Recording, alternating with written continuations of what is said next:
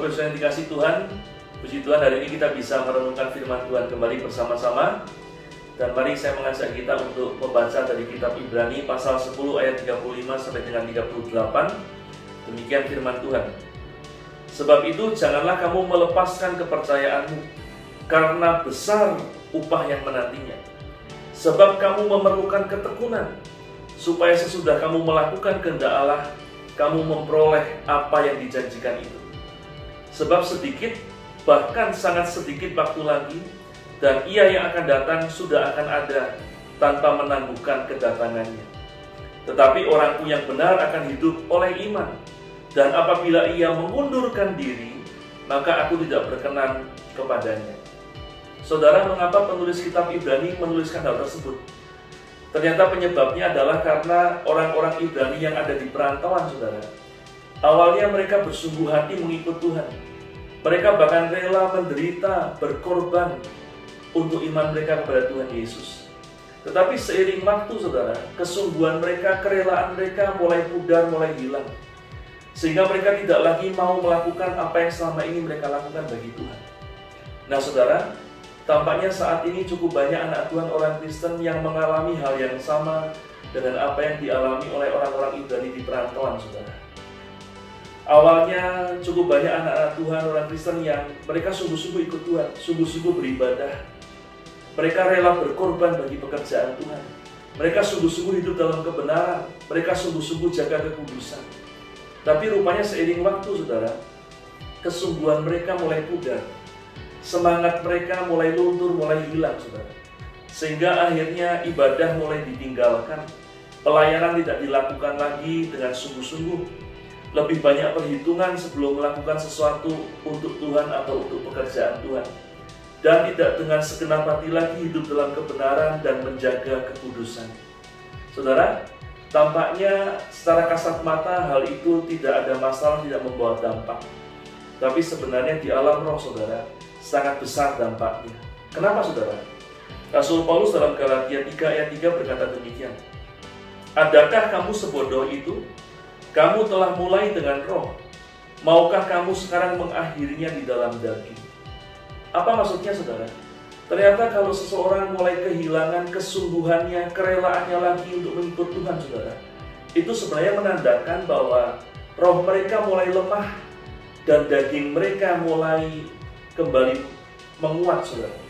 Sehingga kalau hal itu lama dibiarkan, maka lama-kelamaan orang itu tidak akan lagi dituntun oleh roh, tapi dia dituntun oleh kedagingannya.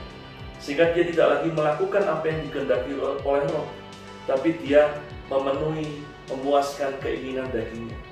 Dan itulah, saudara, yang dikhawatirkan oleh penulis kitab Ibrani. Karena orang-orang yang seperti itu, mereka akan kembali pada kehidupan lamanya. Bahkan, saudara, lama-kelamaan mereka bisa mengundurkan diri dari Tuhan.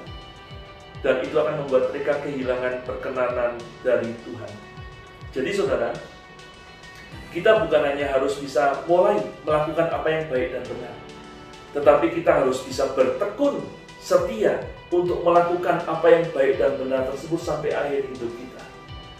Jadi jangan hanya sekedar mulai melakukan apa yang baik dan benar, tapi bertekunlah untuk melakukannya, saudara, supaya kita memperoleh upah yang dijanjikan itu.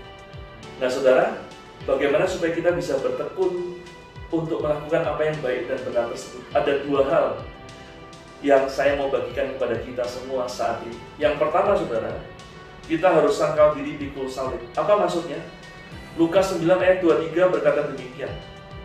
Katanya, kata Tuhan Yesus kepada mereka semua, setiap orang yang mau mengikut aku, kata Tuhan, ia harus menyangkal dirinya, memikul salibnya setiap hari dan mengikut aku. Saudara, salib apa yang harus kita pikul setiap hari, saudara? Salib itu adalah disiplin-disiplin rohani. Kita harus melakukan disiplin rohani kita tiap hari, saudara. Beribadah, berdoa, membaca firman Tuhan, saat teduh, melayani pekerjaan Tuhan yang dipercayakan kepada kita. Setiap hari, setiap saat Tuhan perintahkan kita untuk melakukannya. Dan itulah yang disebut dengan memikul salib setiap hari.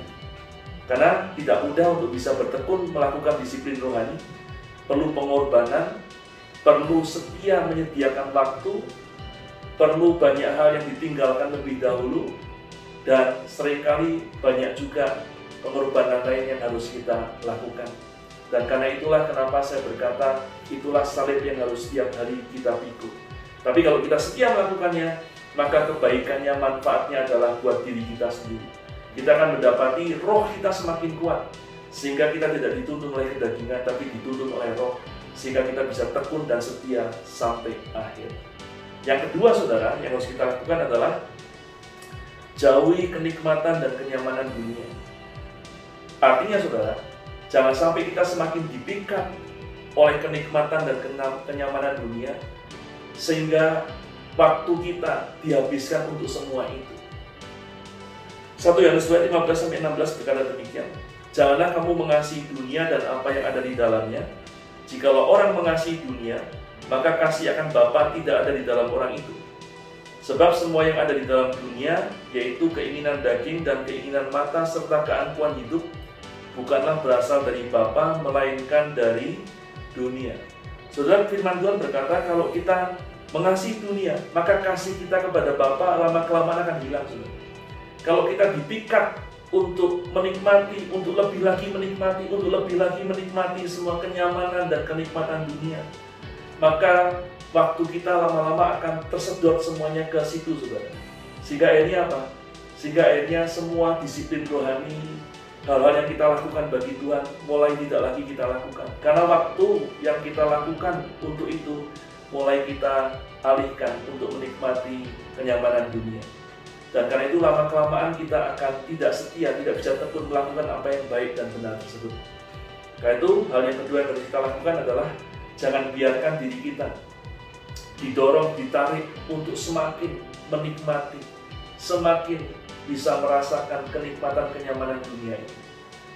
Tapi waktu yang ada pada kita pergunakan, kita atur sedemikian rupa, sehingga dalam waktu yang ada itu kita tetap lakukan disiplin-disiplin rohani kita, sehingga kita bisa tetap kuat dan kita bisa bertekun sampai akhir. Karena itu, saudara, mari berdoa bersama-sama dengan saya supaya kita diberikan anugerah oleh Roh Kudus, supaya kita bisa bertekun sampai akhir. Mari satukan hati dalam doa.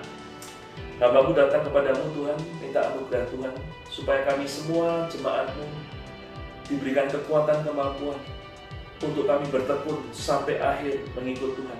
Biar kami setia dan tekun melakukan apa yang baik dan benar sampai sepanjang umur hidup kami, supaya kami tetap mendapatkan perkenanan yang dari Tuhan. Dan hamba-Mu berdoa buat setiap jemaat-Mu, biar Roh Kudus yang tolong kami dan Roh Kudus yang pelihara dan berkati hidup kami. Karena itu hari ini dalam nama Yesus aku lepaskan berkat bagi jemaat Tuhan.